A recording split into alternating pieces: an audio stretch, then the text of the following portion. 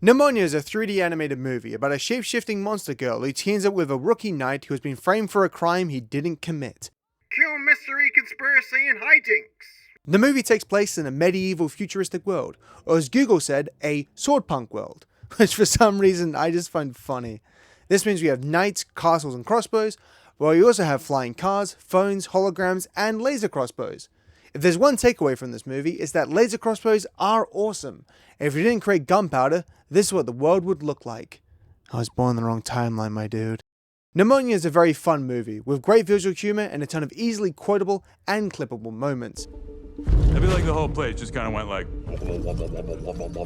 When it comes to the story, Nimona is a movie that trims the fat of a lot of its contemporaries, with the story quickly jumping from key scene to key scene, though in a way that skillfully keeps the heartfelt and funny moments intact. Now, usually when a movie is so fast-paced, it can cause the themes and connections between the characters to feel half-assed, but Nimona is able to avoid this through the strong chemistry between its two main leads, Nimona and Plaster. His friendship ticks every box a moviegoer likes to see. Funny, plenty of banter, heartfelt, emotional, and very wholesome.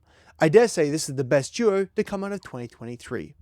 Fight me. Though I'm praising the fast pacing, it should be said that the movie could definitely have used some additional slower scenes to allow the movie's core themes more time to breathe. For example, after the short exposition at the start of the movie, we're practically thrown immediately into the murder plot, with the bare minimum amount of context provided, like the fact that Ballas is the first knight to be born of peasantry, that he's been training really hard for the position, and he's got a boyfriend called Golden Groin. I mean Golden Loin.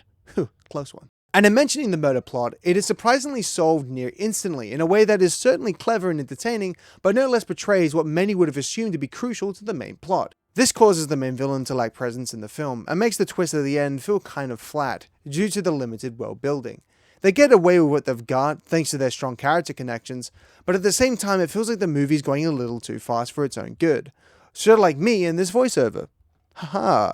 Now when it comes to the movie's appearance, you may think it looks a little cheap. Maybe it's just me, but this movie looks like a video game. Like if I walked in a room and I saw someone holding a controller, I just assumed they were watching like a really long cutscene.